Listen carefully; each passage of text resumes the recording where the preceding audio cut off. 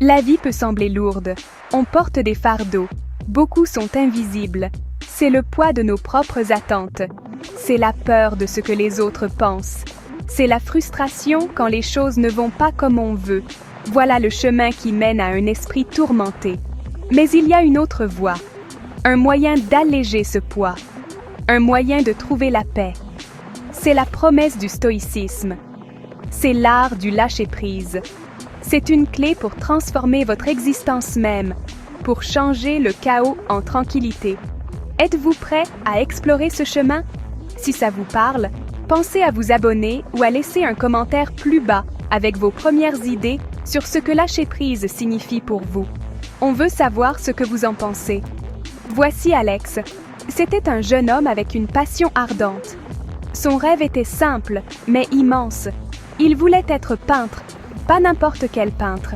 Il rêvait de créer un art qui toucherait les âmes. Il voulait tellement que ses toiles expriment 1000 mots non dits. Son talent était indéniable, une étincelle que beaucoup voyaient. Mais Alex était son propre pire ennemi, prisonnier de chaînes invisibles. Il était enchaîné par l'énorme pression qu'il se mettait lui-même. Il était terrifié par la critique, par la peur de ne pas être à la hauteur. Chaque coup de pinceau était une bataille contre sa critique intérieure, un combat contre la peur de l'échec total. L'atelier d'Alex, autrefois un lieu de joie, était devenu une chambre d'angoisse. Il fixait des toiles blanches pendant des heures. Le silence était assourdissant. Son esprit était envahi par les doutes. Et s'il déteste? Et si je n'arrive pas à peindre ce que j'ai en tête? Ses pensées étaient incessantes. C'était comme un bourdonnement constant sous la surface de ses journées. Il n'avançait plus. Les couleurs vives qu'il imaginait restaient enfermées en lui. Sa frustration grandissait chaque jour, une pilule amère qu'il avalait chaque matin. Il était coincé, non pas par manque de talent, mais par le poids de son propre esprit. Cette lutte n'est pas unique à Alex. Combien d'entre nous portent des fardeaux similaires? On désire le succès, on a soif de reconnaissance, on craint le jugement, on résiste au changement. Ce sont des luttes humaines, on essaie de tout contrôler. La météo, l'opinion des autres, le résultat de nos efforts. Mais une grande partie de la vie est hors de notre contrôle direct. Cette quête incessante de contrôle est épuisante. C'est la recette du malheur. Et si le secret d'une vie meilleure, d'une existence plus paisible, ne résidait pas dans le fait de gagner plus de contrôle, mais dans le choix judicieux de ce qu'il faut lâcher? Pensez-y. Quelles chaînes invisibles portez-vous aujourd'hui? Un après-midi sombre, après une autre tentative ratée de peindre, Alex se sentait complètement abattu. Il avait mis toute son âme sur la toile pour ne voir qu'un gâchis confus en retour. La déception était une douleur physique. Il est sorti de son atelier en trombe, errant sans but dans les rues de la ville. Gap 2. Il s'est retrouvé dans une vieille librairie tranquille, l'odeur du papier ancien comme un petit réconfort. Ses yeux sont tombés sur un livre à la couverture simple, Pensées pour moi-même de Marc Aurèle. Il avait entendu ce nom, un empereur romain, un philosophe. Il l'a ouvert, ses doigts suivant les mots anciens. Il a lu qu'il fallait se concentrer sur ce qu'on peut contrôler, ses propres pensées, ses propres actions. Pas l'opinion des autres, pas le résultat final. Cette idée était une petite étincelle dans son obscurité. Serait-ce aussi simple? Il avait toujours cru que son bonheur dépendait du fait que ses peintures soient aimées.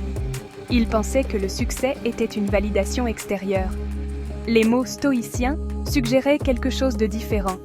Il parlait d'une citadelle intérieure, une forteresse en soi, intouchable par le chaos extérieur. Alex était sceptique. Ça paraissait trop beau pour être vrai. Comment pouvait-il simplement décider de ne pas se soucier de l'échec ou des louanges? Tout son être était programmé pour chercher l'approbation, pour craindre le rejet. Il a acheté le livre, une graine de curiosité plantée dans son esprit fatigué. Cette sagesse ancienne pouvait-elle vraiment lui offrir une issue à sa prison auto-construite? De retour dans son atelier, le silence ne semblait plus si oppressant. Il semblait attentif. Alex a commencé à lire davantage. Pas seulement Marc Aurèle, mais aussi Sénèque et Épictète. Il a appris la dichotomie du contrôle. Certaines choses dépendent de nous, nos efforts, nos choix, nos réactions. Beaucoup d'autres non. La réaction du monde, les caprices du destin, le succès final de notre travail. Il a réalisé qu'il menait le mauvais combat. Il essayait de contrôler l'incontrôlable. C'était la source de son stress immense. Il se battait contre des fantômes. Vous retrouvez-vous à mener des combats similaires? Si cette idée de se concentrer sur ses actions et non sur les résultats vous interpelle, pensez à liker cette vidéo ou à partager vos propres expériences face à cette lutte. Un nouveau défi s'est vite présenté. Une galerie locale a annoncé un concours d'art prestigieux. Le thème était résilience. Alex a senti une montée d'anxiété familière, mais cette fois, quelque chose était différent. La vieille panique était là, mais une nouvelle pensée a émergé à côté, un murmure de ses lectures stoïciennes. Concentre-toi sur le processus, pas sur le prix. Il a décidé de participer, pas forcément pour gagner, mais pour peindre, pour exprimer sa compréhension de la résilience, une compréhension qu'il commençait à peine à saisir lui-même. Le doute persistait, et s'il mettait tout son cœur à l'ouvrage pour être publiquement rejeté? Cette pensée était comme un nœud froid dans son estomac. C'est dans l'arène de l'esprit que se livrait la vraie bataille.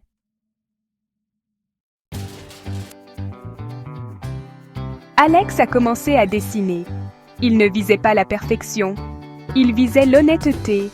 Il pensait à ses propres luttes, il pensait à l'idée stoïcienne d'affronter l'adversité avec courage. Il a décidé que sa peinture représenterait un arbre unique, usé par le temps, se dressant fièrement face à une violente tempête. Les branches seraient peut-être tordues, certaines cassées, mais le tronc serait solide, les racines profondes. Cela semblait vrai. C'était le reflet de son voyage intérieur. Il a travaillé pendant des semaines. Il y avait des moments de fluidité. Il y avait des moments de frustration intense. Les vieilles habitudes ont la vie dure. Le désir d'approbation murmurait encore. La peur de l'échec le rongeait toujours. Il s'est souvenu d'Épictète. Ce qui importe, ce n'est pas ce qui t'arrive, mais comment tu y réagis. Quand un mélange de couleurs spécifiques a mal tourné, ruinant une partie du ciel, son premier réflexe a été de désespérer, de le voir comme un signe de son incapacité. Mais ensuite, il a fait une pause. Il a respiré. Il ne pouvait pas changer l'erreur. Mais il pouvait changer sa réaction. Il pouvait en tirer une leçon. Il pouvait s'adapter. Il a décidé d'intégrer cette teinte plus foncée inattendue, rendant la tempête dans sa peinture encore plus dramatique, plus imposante. Ce petit changement lui a semblé une victoire. C'était un petit acte de lâcher-prise par rapport à ses attentes rigides. La date limite du concours approchait à grands pas. Alex ressentait une pression différente maintenant. Ce n'était plus le poids écrasant des attentes d'avant. C'était une énergie concentrée. Il était déterminé à faire de son mieux, mais il pratiquait aussi le détachement du résultat. Il s'est dit « Je vais peindre cette œuvre avec tout mon talent et tout mon cœur. Qu'elle gagne ou non, que les gens l'aiment ou non, cela ne dépend pas de moi. » C'était une pensée radicale pour lui. Ça lui semblait libérateur.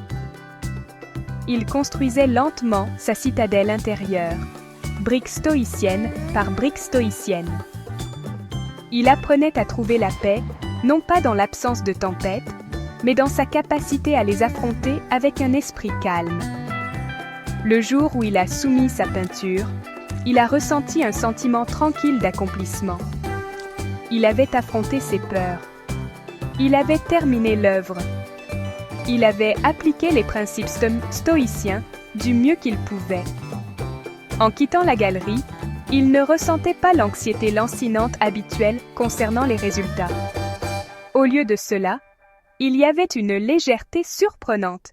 Il a réalisé que l'acte de création, le processus lui-même, avait été gratifiant.